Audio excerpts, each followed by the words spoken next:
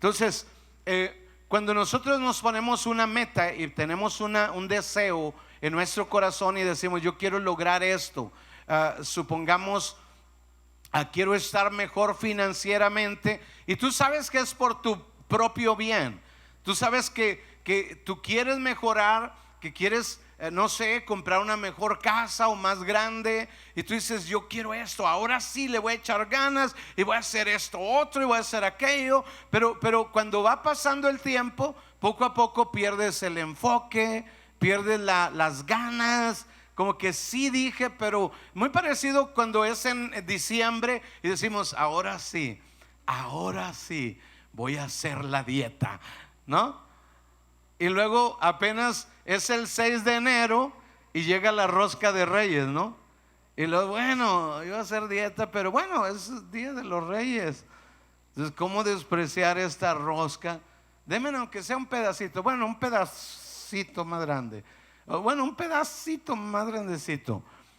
Y apenas es 6 de enero y ya se nos olvidó lo que queríamos. No es que no queríamos eso, sí lo queríamos, pero somos humanos y no sabemos cómo enfrentarlo, y entre más nos prometemos, más difícil se hace, porque el poder de la ley es la que produce la incapacidad en nosotros. Digamos, hecho de lo voy a hacer, ahora sí, lo juro que lo voy a hacer, precisamente eso es lo que nos lleva a no hacerlo, nos lleva hacia abajo. Es el poder de la ley. El poder de la ley, en lugar de llevarte a tener éxito, te lleva al fracaso. Entre más juro que lo haré, menos lo puedo hacer. Entonces sé que lo hemos notado en muchas maneras, y menciono solo esos dos ejemplos, pero como seres humanos es como la ley nos afecta, sí. La gracia, por otro lado, nos impulsa, nos lleva hacia adelante. Por mucho tiempo, cuando yo casaba a alguien, llegaba a la parte de los votos y decía, prometes amar a tu esposa hasta que la muerte los separe, y todo lo que es los votos que se hacen en una boda. Y luego un día descubrí, pues ese es precisamente el poder de la ley. ¿Quién puede cumplir lo que se promete en los votos? En la ley es imposible para el hombre. Entonces empecé a entender, no puedes hacerlo así, sino tienes que pedir, bueno, con la ayuda del Espíritu Santo prometo hacer esto y eso, pero es con la ayuda de Dios, con la ayuda del Espíritu Santo, porque si no el poder de la ley entra en acción. No va a funcionar, nadie lo puede hacer de esa manera. Entonces empecé a cambiar, por ejemplo, mi manera de hacerlo como con la ayuda del Espíritu Santo prometo, pero no sin la ayuda del Espíritu Santo. Entonces cuando tú les dices a tus hijos, prométeme que no vas a hacer esto, es prácticamente tú los estás empujando al fracaso. Prométeme que ahora sí vas a sacar puros 10 o 100 en la escuela. Es precisamente el primer paso del fracaso. Entonces, cuando se trata de nuestro crecimiento espiritual, necesita que empezar en fe, continuar en fe y terminar en fe. No puede ser de otra manera. Y eso es lo que vamos a tratar de aprender en este momento o en este tiempo, estando persuadidos de esto, que no es mi meta, es la meta de Dios, que no es mi proyecto, es el proyecto de Dios. Sí me faltan muchas cosas. Cuando llegamos a Cristo, ahí empieza todo, pero ahora tiene que haber un desarrollo, un crecimiento en la vida. Entonces, hace tiempo una persona me preguntó y me dijo, pastor, la iglesia existe porque los seres humanos la inventaron, ¿verdad? Le digo, bueno, no, ¿verdad? Mentira. Dice, es que yo creo. Bueno, lo que tú crees sí es verdad, tú lo crees así, pero crees equivocadamente. Dice, yo creo que la iglesia fue hecha para que la gente tuviera miedo y no fuera un caos este mundo. Le digo, pues creativa idea, pero está bien equivocada. La iglesia no fue creada así, no fue creada por hombres. Tu misma fe no fue creada por alguien más. Tu fe nació del corazón de Dios y la iglesia nació del corazón de Dios. Es la idea de Dios. La fe es la idea de Dios, la iglesia es la idea de Dios. Decía, pues es que yo creo, si la iglesia les dice a todos, pues si matan se van a ir al infierno, entonces nadie quiere ir al infierno. Le digo, pues entonces no ha funcionado, porque todo lo que la gente hace hasta ahora. Entonces no funciona así. No es la idea de seres humanos. La iglesia es la idea de Dios. Crecimiento tuyo, la fe tuya es idea de Dios. La salvación tuya es idea de Dios, no es idea tuya. Tú no hiciste algo para poder alcanzar la salvación. Fue todo lo contrario, no hiciste nada absolutamente. Fue la idea completa de Dios para tu salvación. Entonces, entre más estoy persuadido de la cosa correcta, más entonces me va a beneficiar y me va a bendecir la vida. Dios está a cargo. Cuando yo escucho, por ejemplo, oigo pastores a veces que predican y dicen, ese es el tiempo más oscuro de la iglesia. Yo apago mi televisión o mi radio y cancelo en el nombre de Jesús. Le digo, no, este es el mejor tiempo de la iglesia. La iglesia no es la idea de una persona y va a trabajar mal. No, es la creación de Dios. Por eso es la mejor idea. Y nunca la iglesia estuvo mejor que este tiempo. Y lo que es más maravilloso es que el tiempo que viene será todavía mucho más mejor, porque Él dice, en los postreros tiempos yo derramaré de mi espíritu sobre toda carne. Entonces la iglesia está en su mejor momento, porque es la idea de Dios. La iglesia estará todavía en un mejor momento, porque es la idea de Dios. Su obra, su trabajo, su idea funciona porque es la idea de Dios. ¿Cuántos dicen amén? Entonces cada vez vamos a ir entendiendo y vamos a estar más claros y vamos a estar, en otras palabras, persuadidos de esto, convencidos al grado que así como la fe para salvación nos llevó a una vida de victoria, la fe para mantenernos en obediencia a Dios, en santidad a Dios, será suficiente para llevarnos a una vida de victoria. ¿Cuántos dicen amén? Romanos 6, 1 al 12 lo voy a leer. Normalmente trato de no leer pasajes tan largos, pero me gusta la manera como lo explica. Y luego, si lo encargamos de tarea, algunos no tienen tiempo de hacer la tarea. Entonces mejor lo leo yo aquí, así ya nadie tiene que ocuparse de la tarea. Pero así dice Romanos 6, capítulo 6, verso 1 al verso 12. Dice, ¿qué pues diremos? ¿Perseveraremos en el pecado para que la gracia abunde? En ninguna manera. Porque los que hemos muerto al pecado, ¿cómo viviremos aún en él? Primero, quiero que vea, es que el pecado sigue siendo tu enemigo. El pecado fue el enemigo que le robó a Adán y Eva, y es el mismo enemigo que te roba a ti. Quizás tú no lo crees así, pero el pecado en el principio le robó la idea que Dios tenía para Adán y Eva. Dijo, los voy a crear a Adán y Eva, y les preparó el prototipo de lo que Él quería como casa para el ser humano. Imagínense, Dios el creador haciéndole casa a Adán y Eva, y lo llamó el huerto del Edén. Algunos se imaginan en los principios como Adán y Eva, todos greñudos, barbones, y con un palo aquí, y luego formado Adán primero y luego Eva igual, no maquillaje, no peinado, no alisadora, no, toda rústica Eva, y luego los hijitos también con un garrotito aquí atrás, y todos caminando como ¿cómo se les dice eso? Los cavernícolas. Pero no, nada parecido a eso, nada parecido a eso. En realidad, el principio Dios lo creó todo y lo preparó para ellos. Y siendo como Dios es, ¿a qué me refiero siendo como Dios es?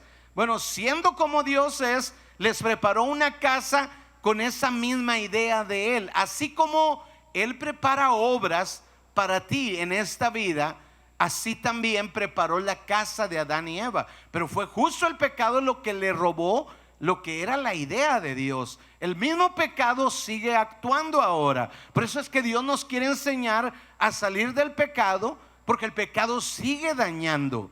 El pecado sigue dañando. Adán y Eva eran hijos de Dios y el pecado los sacó de la casa que Dios les había preparado. Digo como es Dios, sabiendo cómo es Dios, porque Dios es extravagante.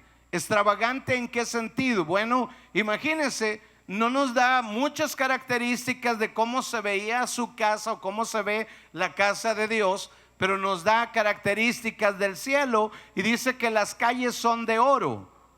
Entonces, si las calles son de oro, nunca el material de la calle es mejor que el de la casa, ¿no es cierto? Entonces, en esa misma idea, sabiendo cómo es Dios, la casa que Él había preparado para Adán y Eva era lo mejor de lo mejor. No nos habla exactamente cómo se veía, pero no era una cueva y tenía que tener cama. No dice cómo era la cama, pero tenía que tener cama. Tenía que tener todo lo que una casa necesita, porque no eran primates cualquiera, era la creación de Dios y era el diseño de Dios. Entonces les prepara todo lo mejor, pero sí podemos imaginarnos cómo se miraba el jardín, que es lo que todos nos imaginamos. No sé si le pasa a usted.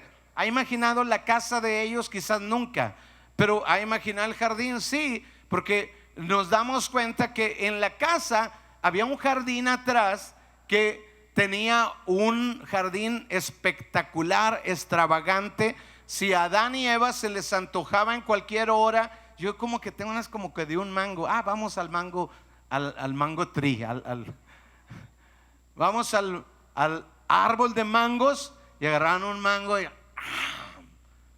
¿se imagina? Aquí escurriéndole todo el jugo del mango con tantito Lucas. Y luego después pues como que se me antojan se me antoja una manzanita de esas rojas así jugosas. Y pues voy al otro árbol. Así era el jardín de extravagante. Que se me antoja, ¿qué se le antojaba a usted? Una pera, pues ve al árbol de pera, de esas que se parecen mantequilla, ¿no? Cada árbol estaba disponible, imagínense. Y era tan excéntrico que tenía en el jardín, de repente iba pasando una jirafa. Y luego para el otro lado iba pasando un elefante, un león caminando ahí al frente. Así se miraba la casa de Adán y Eva. Bueno, Dios lo había planeado así para ellos, pero el pecado entró y ellos tuvieron que salir de lo que Dios había preparado. No ha cambiado eso, sigue siendo igual. Ellos también eran hijos de Dios y el pecado les afectó. Por eso es que bien importante que nosotros tengamos claro que el pecado daña. ¿Que el pecado qué? Daña. Entonces por eso, ¿qué pues diremos? Ahora que conocemos a Cristo, ¿perseveraremos en el pecado? Romanos 6:1, para que la gracia abunde. En ninguna manera, porque los que hemos muerto al pecado, diga conmigo, hemos muerto. Note que no está diciendo algunos van en proceso de morir. No, dice que ya sucedió. Nadie está en proceso de morir. Todos los que están redimidos con la sangre de Jesucristo, todos hemos muerto al pecado. Es una realidad. Es una realidad que está ya existe. Entonces, ¿por qué todavía no puedo vencer al pecado? Porque tengo la opción de no vencerlo, pero ya estoy muerto al pecado. Diga conmigo, ya estoy muerto al pecado. Entonces, pero si yo no me veo muerto al pecado, entonces no va a funcionar. va a activarse otra ley en mí que me da la oportunidad de yo vivir vivo al pecado. Entonces dice, porque los que hemos muerto al pecado, ¿cómo viviremos aún en él? ¿O no sabéis que todos los que hemos sido bautizados en Cristo Jesús, hemos sido bautizados en su muerte? O sea que lo que causa el bautismo en la forma correcta es un símbolo, pero que tiene un poder sobrenatural de llevar a una persona de viva al pecado a muerte al pecado. Entonces, cuando una persona se bautiza sin fe, por ejemplo, cuando eres niño, pues te bautizan, tú no usas ninguna fe. Tus papás usaron o no usaron fe, pero tú no usaste. Y la persona que se bautiza tiene que ser la que usa la fe. Aunque seas adulto, si vas al bautismo sin fe, entonces el único milagro que sucede es que entras seco al agua y sales remojado. Es todo el milagro. Entonces a algunos les pasa así. Entonces necesitas bautizarte de plano otra vez con fe. Entonces dice, a fin de que como Cristo resucitó, dice, porque somos sepultados juntamente con él para muerte por el bautismo, a fin de que como Cristo resucitó de los muertos por la gloria del Padre, así también nosotros andemos en vida nueva. ¿Cuál es el proyecto de Dios? ¿Qué es lo que quiere hacer? Quiere darnos vida nueva, libertad del pecado y vida nueva. Diga conmigo, vida nueva. Dice, porque si fuimos plantados juntamente con él en la semejanza de su muerte, así también lo seremos en la de su resurrección, sabiendo esto. Ahora me gustaría que todos a una voz dijéramos, sabiendo esto. 1, 2, 3. Una vez más. ¿Cómo es tan importante? Leíamos, persuadidos de que el que empezó la buena obra no la dejará hasta terminarla, y será hasta el día del fin. Él va a trabajar en eso. Pero aquí dice sabiendo, que sabiendo también tiene que ver con fe. La fe no es algo volátil, desinformado. No, la fe tiene que ser informado. Dice, sabiendo esto, que nuestro viejo hombre fue crucificado juntamente con él. O sea, no dice será, o pues si haces una oración, entonces puedes crucificar tu cuerpo. No dice, obviamente aquí está hablando de cada creyente en Jesucristo. ¿Cuántos creyentes en Jesucristo hay aquí? ¿Cuántos creen que Jesús es el Hijo de Dios, murió en la cruz y resucitó al tercer día? Dice, entonces nosotros, sabiendo esto, que nuestro viejo hombre fue crucificado juntamente con él. O sea, no es algo que puede pasar, no, es una realidad ya. Ya fui crucificado. Entonces, ¿por qué todavía sigo con el deseo de pecar? Bueno, ese es otro tema a entender, pero tengo que tener claro, sabiendo, bien plantado en el conocimiento de que ya fui muerto, ya fui crucificado con Cristo. Dice, para que el cuerpo del pecado sea destruido, a fin de que no sirvamos más al pecado. O sea, ya no tengo que servir al pecado. Tengo la opción toda la vida. Yo puedo decidir pecar, mas ya no tengo que. Diga conmigo, no tengo que pecar. Dice, porque el que ha muerto ha sido justificado del pecado. Y si morimos con Cristo, o sea, ya morimos. Diga conmigo, ya morimos. Creemos que también viviremos con él. Otra vez, sabiendo que Cristo, diga conmigo, sabiendo. Una vez más, diga conmigo, sabiendo. ¿Qué necesito saber? Que Cristo, habiendo resucitado de los muertos, ya no muere. La muerte no se enseñorea más de él, porque en cuanto murió, el pecado murió una vez por todos. O sea, ya no tiene poder en nosotros, no por nosotros, pero por Cristo. Ya el pecado no tiene el poder en nosotros. No tienes que pecar porque Cristo murió al pecado una sola vez para siempre. Dice, mas en cuanto vive, para Dios vive. Así también vosotros, y esa es la llave, consideraos muertos al pecado. Consideraos muertos al pecado. O sea, sabiendo, y ahora tú mírate muerto al pecado. Estoy muerto al pecado. Pero no, considérate muerto al pecado. Es un paso de fe. Es un paso de fe. Igual cuando escuchaste el evangelio que en Cristo hay salvación y vida eterna y simplemente lo tomaste por la fe, así también tienes que considerarte muerto al pecado, pero vivos para Dios en Cristo Jesús. Diga conmigo, en Cristo Jesús. Y esa es la enorme diferencia. Yo no puedo salvarme por ninguna razón si no es por Jesucristo. Yo no puedo vivir una vida en santidad si no es por Jesucristo. Sin Él es un esfuerzo humano, pero con Él es el proyecto de Dios. Soy el proyecto de Dios. No es mi esfuerzo el que me lleva, así como la salvación no tiene que ver con mi esfuerzo, es el esfuerzo de Jesucristo. Entonces dice, para Dios en Cristo Jesús, pero vivos para Dios en Cristo Jesús, Señor nuestro. No reine pues el pecado en vuestro cuerpo mortal, de modo que le obedezcáis en sus concupiscencias. ¿Por qué? Porque Dios tiene algo mejor para ti.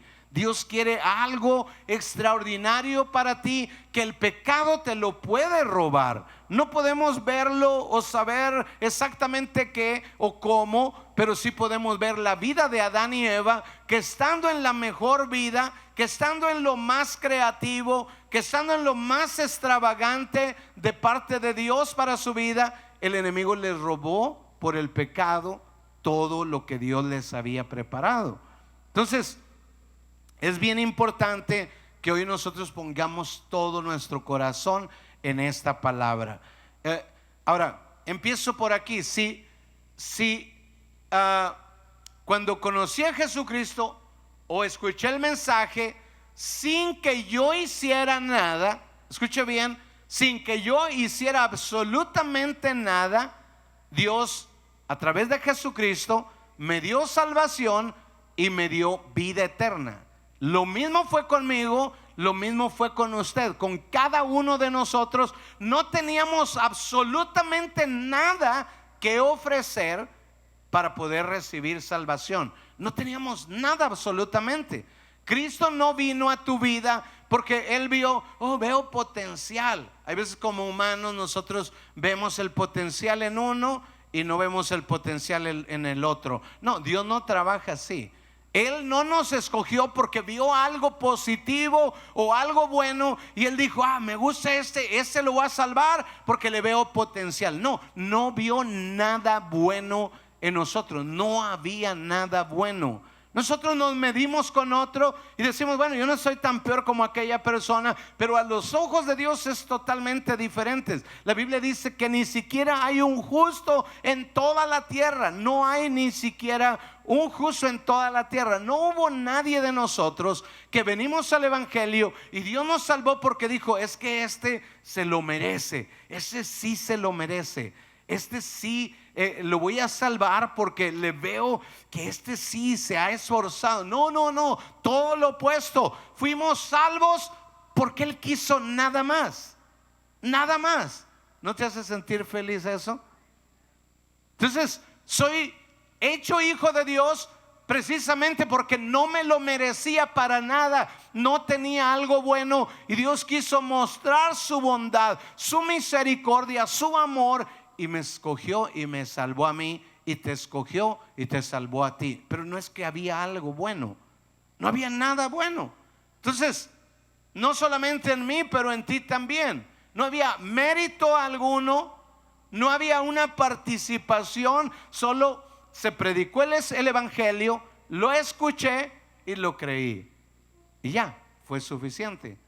Con Abraham dice que Dios le habló y Abraham creyó lo que Dios le habló y Dios se lo contó como justicia. O sea, en realidad Abraham lo que hizo, lo hizo en un paso de fe. Es lo mismo con nosotros. Solo creímos, no hicimos nada, no teníamos nada. Pero hay veces que cuando, entonces ya soy hijo de Dios y ahora tengo que merecerme, tengo que ganarme. No, lo recibí por pura gracia. Diga conmigo, por pura gracia.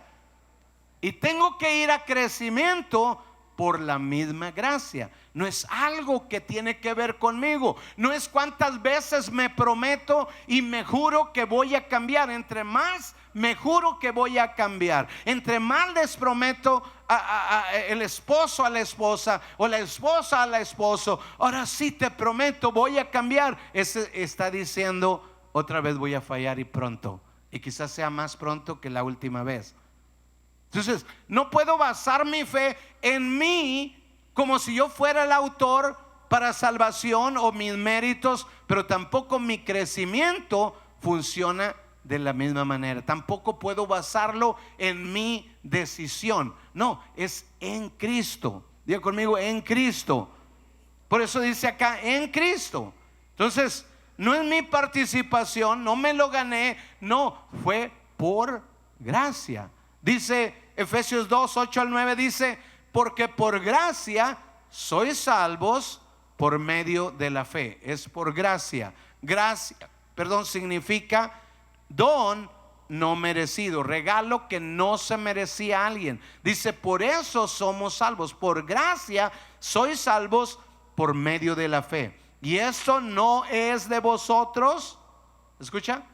No es de vosotros. No solamente la salvación, pero mi crecimiento no es mío en realidad. No tengo de qué gloriarme, soy hijo de Dios porque yo hice esto. Pero tampoco mi crecimiento, dice la Biblia, que hay que tengas que no hayas recibido.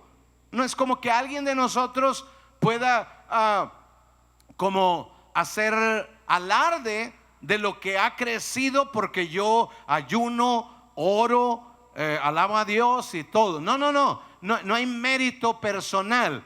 Todo lo que recibimos desde la salvación hasta nuestro desarrollo tiene que ver solamente, únicamente con la gracia de nuestro Señor Jesucristo. Pero si tenemos la fe para salvación y luego hacemos switch en la madurez, en el crecimiento, y empezamos a basarlo en nuestras decisiones, entonces ya perdimos la gracia. No, la gracia tiene que ver con eso que me lleva a madurez también. Lo único que yo hago es me veo muerto al pecado. Es todo. Es creer otra vez. Así como creí para salvación, creo que estoy muerto al pecado porque es un hecho que Dios dijo que pasó. Fui crucificado juntamente con Cristo. Fui crucificado ahí mismo. Ahí morí a mi pecado. Ahí morí a mi propia vida y ahora tengo vida nueva. Si quiero andar en vida nueva, tengo que mantener mi fe en el lugar correcto, no en mi esfuerzo. Hay veces que nosotros oímos acerca del ayuno y la oración y la lectura de la palabra y decimos, ahora sí me voy a aventar un ayuno de 40 días y 40 noches. Y cuando acabas el ayuno, no solamente acabas hambriado, pero ahora lo que no comiste en 40 días te lo quieres acabar en 4 días. Entonces, no, tenemos que tener claridad cómo funciona el ayuno. Es bueno y es correcto, pero cómo funciona el ayuno que nos ayuda. Entonces, dice, no por obras para que nadie se gloríe. O sea, me puedo ya gloriar en mi crecimiento espiritual, sí, porque he crecido, porque yo ayuno, porque yo oro. En eso sí me puedo gloriar. No, ni en la salvación, ni en el crecimiento, nadie se puede gloriar. Por eso dice Dios, que tienes que no hayas recibido. O sea, aún mi buen comportamiento, no tengo por qué gloriarme yo mismo, porque en realidad lo hice a través de Jesucristo. Y si lo hice a través de mí mismo y me glorío, entonces ya no es de Dios. Por eso muchos caen en la trampa del enemigo, porque cambian de la fe y la gracia a vivir en su propio esfuerzo. Entonces dice, no por obras, para que nadie, ¿qué? Nadie. ¿Quién? Nadie. Nadie se puede gloriar. Sí, por eso tú puedes mantenerte humilde siempre, porque sabes que nada de lo que hayas logrado es por tu causa. Si he podido ser fiel a Dios, no es por mi causa. Si he podido servir a Dios, no es por mi esfuerzo, es porque Él vive en mí. Amén. Entonces siempre la gloria le pertenece a Dios, no por obras para que nadie se gloríe. Dice, porque somos hechura suya. Escuche bien, otra vez el pasaje que leíamos al inicio, estando persuadidos de esto, el que comenzó la buena obra en vosotros, la terminará. Acá lo dice de otra manera, porque somos hechura suya, creados en Cristo Jesús para buenas obras. Puedo vivir en buenas obras y no en pecado, que es lo opuesto. Buenas obras, pecado, lo opuesto. Puedo vivir en buenas obras, puedo vivir en santidad. ¿Por qué? ¿Por qué puedo vivir en buenas obras? Dice, porque somos hechura suya, creados en Cristo Jesús para buenas obras. ¿Por qué puedo vivir en buenas obras? ¿Por qué? Porque fui creado por Jesús. En Cristo fui creado para eso, por eso lo hago. No es gracia de mí, no es como que, oh, wow, Jesús viene y me dice, wow, César, te aventaste, no, tú sí le echaste ganas, wow, César, te admiro. No me admira. ¿Por qué? Porque si he sido obediente, es simplemente es por su gracia en mí. Lo mismo contigo. Entonces muchas cosas que paramos de avanzar en la vida es porque perdemos el camino, nos perdemos, nos extraviamos. Empezamos por fe y empezamos a trabajar en nuestro propio esfuerzo, y lo intentamos y fallamos, y lo intentamos y fallamos, y lo intentamos y fallamos, y lo intentamos y fallamos, y lo intentamos y fallamos, y lo volvemos otra vez a repetir.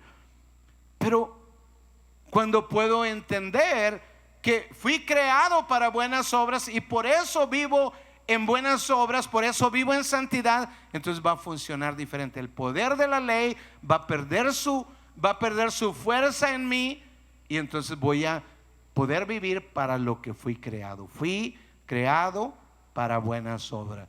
En el pasaje primero, estando persuadidos de esto, o sea, teniendo la fe bien clara. Pero cuando la fe se nubla y ya no hay claridad, empiezo en fe y termino a través de las obras de mi propia carne. Voy a ayunar porque quiero ser el mejor cristiano del mundo. Ok, ya perdimos el camino de la fe y ahora vamos a ser arrogantes. Es como si la gloria nos perteneciera. Dice, porque somos hechura suya, creados en Cristo Jesús para buenas obras, las cuales Dios preparó de antemano, así como le preparó el huerto a Adán y Eva de antemano. Antes que ellos llegaran, Dios ya había trabajado en el huerto. ¿Cómo va a ser? ¿De qué tamaño las ventanas? ¿De qué tamaño va a ser la cocina, la sala, la recámara? Todo lo que Dios había planeado lo hizo para que Adán y Eva llegaran a ese huerto. ¿Dónde va cada árbol? Planeadamente, perfectamente, porque es el mejor de todos los arquitectos. ¿Cuántos dicen amén? Entonces, somos nosotros también creados y preparados para buenas obras. Dios las preparó de antemano para que yo simplemente ande en ellas. Entonces ya no me queda gloria o de qué gloriarme. Es toda la gloria le pertenece a Dios, porque simplemente hice lo que era natural hacer. Entonces, ¿cuál es la respuesta? La respuesta es, tengo que considerarme muerto al pecado. Tengo que mirarme muerto al pecado. Pero es que soy débil. No, ese es exactamente lo que no debes de decir. Por eso caes otra vez, porque tú crees que eres débil. Estás persuadido en reversa. Estás persuadido de que no puedes. No puedes decir eso. Tienes que estar persuadido de que Él está a cargo de ti. No soy lo que debo de hacer, pero Él no se va a dar por vencido. Yo puedo cambiar de opinión, yo puedo debilitarme y puedo hacerme para atrás en mis decisiones y tener una segunda idea, pero Dios nunca. Él es inmutable, Él nunca cambia. Él planeó algo para ti y Él sigue en la misma idea. Él no ha cambiado. Pero si tú pierdes la fe, si pierdes el rumbo, si practicas el evangelio de la manera equivocada, entonces no puedes salir y no puedes salir. ¿Cómo salgo entonces de ahí? Bueno, considérate muerto al pecado. Muerto al pecado. Mírate a ti mismo, mírate muerto. Pablo decía: con Cristo estoy juntamente crucificado. Ya no vivo yo, mas Cristo vive en mí. Entonces, pero nosotros que miramos lo que no puedo hacer, y hay veces que prometemos: ahora me voy a esforzar más rápido nos caemos. Entonces, ¿qué tengo que hacer? Empezaste en fe, sigue en fe. Empezaste en fe para la salvación, para la vida eterna. Mantente en la misma fe para avanzar en tu madurez. Fuimos llamados para madurar. Fuimos creados para buenas obras. Cuando Dios le habla a los discípulos, le dice: mire, vayan, prediquen el evangelio, enséñenle todas las cosas que yo les he mandado. O sea, esa es la instrucción: enséñenles todas las cosas que yo les he mandado. Y más adelante, por ejemplo, cuando Saulo de Tarso viene a Jesús, le dice: Saulo, ve a la ciudad que está enfrente y se te va a enseñar. Note que Dios está a cargo. Dios es el que está llevando tu caso. Él te está llevando, pero Él va a usar personas. Usó a los discípulos que hizo aquí en la tierra hace más de 2000 años. Y también con Saulo no usó a uno de los 12 discípulos, o sea, a alguien que ni siquiera conocíamos en la Biblia. O sea, no era alguien que estaba en los 12 de Jesús, pero era el mismo principio. Dios está a cargo y únicamente Él, pero Él usa personas para llevarte a tu crecimiento espiritual. Fuiste creado para eso, pero tienes que aprender cómo hacerlo. Lo que hoy estamos aprendiendo es que yo no digo: yo no puedo vivir en santidad, es difícil para mí. No, ese es exactamente lo opuesto. ¿Qué tengo que pensar? Ok, tengo que no solo pensar, pero estar persuadido de que Él llevará a la culminación lo que empezó en mí. Ya sé que si mi esposa me mira, ella sabe exactamente toda la lista de cosas malas que tengo. Sí, pero Dios prometió, estando persuadidos de esto: el que empezó la buena obra, Él la va a continuar. ¿Qué es lo que puede impedir eso? Lo que puede impedir eso, igual que para la salvación, la duda, la incredulidad estorba para que alguien sea salvo. Igual la incredulidad estorba para que alguien cambie de vida. Si tú te miras vivo al pecado y tú lo repites una y otra vez: es que es bien difícil, es que es bien duro ser cristiano, es que es bien, no, es que yo no puedo, es que si usted me conociera, no, empieza a persuadirte a ti mismo: estoy muerto al pecado, estoy persuadido de que Dios está llevando esta obra, Él es el que me está construyendo. Sí, yo le he puesto obstáculos porque acepto las dudas, porque acepto el temor, pero cuando más voy practicando la fe, cuando más voy creciendo en mi fe, entonces más voy a dejar que Dios trabaje en mi vida. Entonces, aunque ya fui crucificado, aunque ya estoy muerto, necesito practicar esa fe para hacer real lo que Dios preparó para mí. Entonces, tengo que ejercitarlo continuamente. Por eso es que cuando una persona viene a la iglesia los domingos y de repente no llegó, los líderes normalmente se preocupan y dicen: ¿qué pasó con mi discípulo? ¿Qué pasó? Y le va a llamar y le va a decir: oye, ¿por qué no llegaste? ¿Por qué? Porque la fe viene por el oír. Entonces, si esa persona no tiene fe para su crecimiento espiritual, no está persuadido todavía, no está en el mover de la enseñanza el domingo. Entonces el líder se preocupa y dice: estoy preocupado por ti, no llegaste a recibir la palabra. Cuando la persona tiene esa oportunidad el domingo, pero luego en la célula tiene la oportunidad, y cuando el líder ve que esa persona no llega el día de la célula, entonces el líder se preocupa más, porque ahora está peor la situación. ¿Cómo Dios le va a dar la fe para poder vivir la vida nueva, para poder vencer al pecado, si no viene más fe? Tú necesitas más fe, más fe.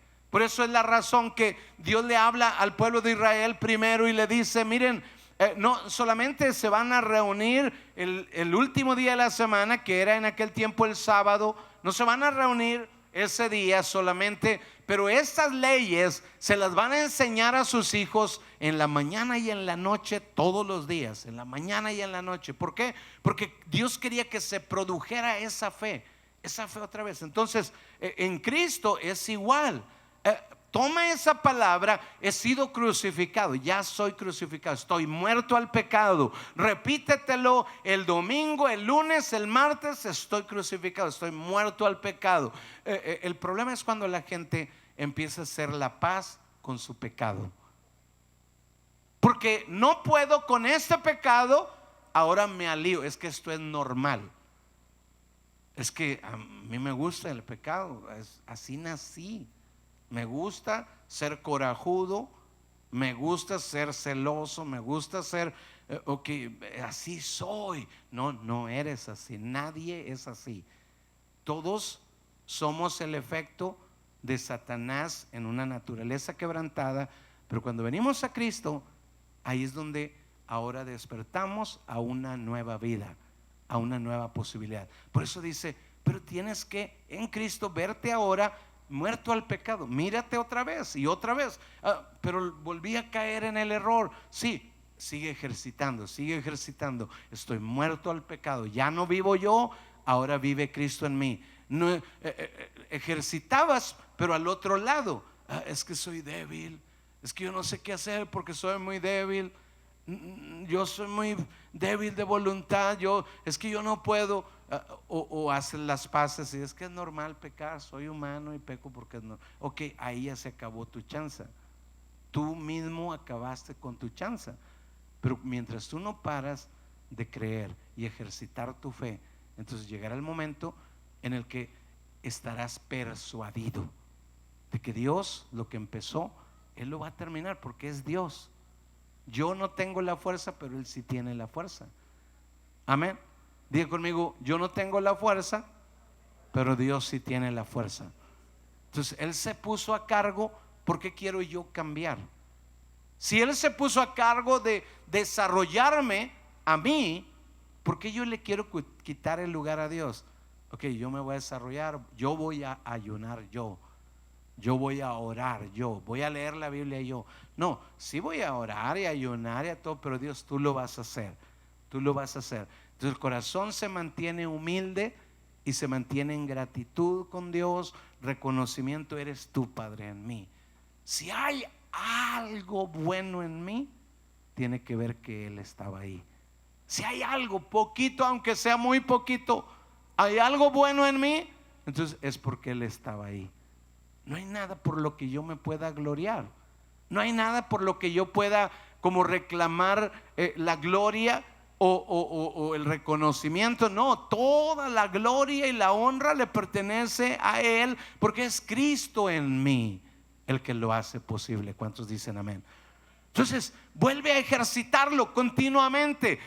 No solamente el domingo recibe fe, recibe el fe el domingo, recibe fe en la célula, recibe el lunes en la mañana, el lunes en la noche, el martes en la mañana, el martes en la noche. Continuamente recuérdate: con Cristo estoy juntamente crucificado, ya no vivo yo, vive Cristo en mí. Estoy muerto al pecado. Hasta que ese ejercicio empiezas a tomar tus huesos, tus tuétanos, y empiece a producirse, hasta que llega el punto donde dice: estando persuadidos de esto. O sea, más que convencido, estoy persuadido. ¿Qué le parece si nos ponemos de pie? y oramos juntos. Dígale conmigo a Dios, dígale: Padre, gracias, porque fue por gracia lo que tú hiciste en mí. Yo no merecía salvación. Dile conmigo: yo no merecía salvación, pero es tu gracia, un regalo que yo no merecía. Perdóname, Padre, cuando he querido crecer con mi esfuerzo, removiendo mis ojos de ti. Perdóname. Yo quiero practicar esto, repetirme a mí mismo: con Cristo estoy crucificado, estoy muerto al pecado, hasta que se impregne mis huesos hasta mis tuétanos, y yo pueda estar persuadido de que tú empezaste y tú vas a terminar esta obra. Tú me darás la dirección y yo la seguiré, y toda la alabanza y toda la gloria te pertenece a ti. Padre, gracias. Gracias por lo que has hecho y gracias por lo que tú harás. Dejaré de hablar negativo, dejaré de darle reconocimiento al enemigo o al pecado o a mis debilidades, y voy a declarar: estoy muerto al pecado, con Cristo estoy crucificado, y ya no vivo yo, mas vive Cristo en mí. Gracias, Padre, por esta palabra que nos das. Amén, amén y amén. ¿Cuántos dicen amén? Amén. Hoy quiero que tú vayas con esta palabra. Esto puede cambiar tu vida en una gran manera. Tiene el poder de eso, pero tienes que llegar a estar persuadido de esto. Entonces practícalo en la mañana cuando te levantes, practícalo en la noche. Si se te olvidó, no importa, vuélvelo más tardecito, no importa, vuélvelo a hacer. Si se te volvió a olvidar otro día, vuélvelo a hacer, aunque sea más tarde, más temprano, pero repítetelo hasta que estés persuadido, y dale toda la gloria. Cualquier reconocimiento, por más pequeño, dale el honor y el reconocimiento a Dios. Amén.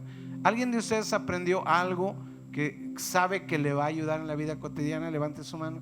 ¿Qué le parece si le damos el reconocimiento al Espíritu Santo y un aplauso por ser nuestro maestro? Dios les bendiga a todos, Dios les guarde, y mi esposa va a orar por nosotros. Gloria a Dios. Qué palabra tan especial hoy hemos escuchado, ¿no es así?